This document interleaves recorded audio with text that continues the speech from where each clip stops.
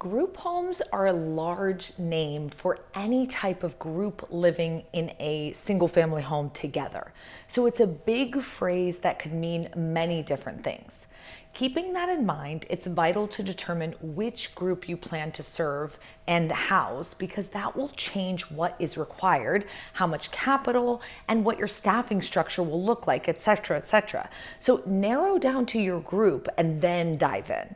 You see, I personally invest in residential assisted living homes, and I'll explain why in a bit. But operating an adult group home in the US requires compliance with federal, state, and local regulations.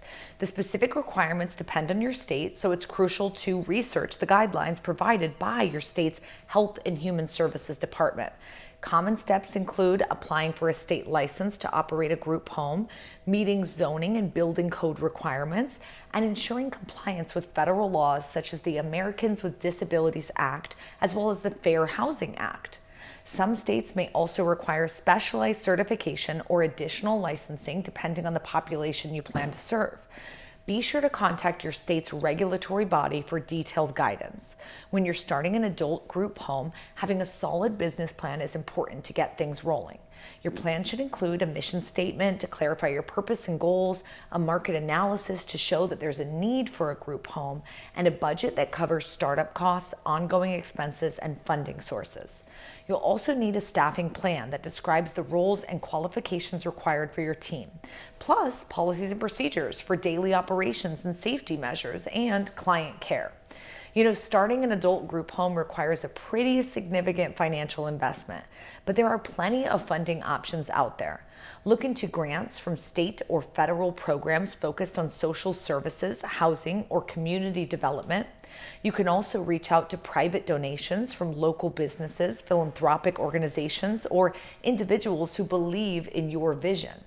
Don't forget about loans like small business loans or SBA loans, or even specialized funding for nonprofits. Plus, in many states, Medicaid waivers can fund services for eligible individuals with disabilities or for seniors, which could help cover some of the operational costs. The location of your group home is really important. You'll want to find a place that strikes the right balance of affordability, accessibility, and comfort. Make sure it's close to essential services like medical facilities, public transportation, and community centers. And of course, the home has to meet safety and accessibility standards, including fire safety codes, ADA compliance, and having enough space for your residents. The quality of care in your group home really depends on the people you hire. Staff should be qualified, they should be compassionate, and they need to be trained to meet the specific needs for your residents. Many states even require background checks for employees working in group homes, as well as certification in areas like CPR, first aid, and crisis intervention. Ongoing training is equally important. You'll want to familiarize staff with your home's policies and procedures and provide regular professional development opportunities to make sure they're equipped to handle any challenges that get thrown their way. I mentioned how I own and operate care homes for seniors. I focus on this population because of the silver tsunami of seniors who's coming into the market. The supply isn't there and the demand is off the chart. And let's face it, we're all getting older one way or another. So I want to put my money into something that not only helps society, but also cash flows me well. And I break that down in this next video right here. I show you how I bring in $10,000 a month on just one RAL home. So save it to watch next. Before you can open your group home, you'll need to go through the licensing process. This means submitting an application, passing inspections, and meeting all the regulatory requirements. Regulatory agencies will check out your facility to make sure it meets health, safety, and operational standards. So be ready to address any issues that come up during inspection. Once your group home is ready to open, it's time to spread the word.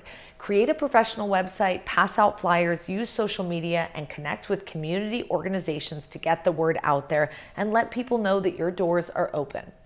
Being open with the community will help you build trust and attract residents. Make sure to engage with your neighbors and address any concerns that they might have. Hosting an open house or informational session can also help build understanding and support for your home.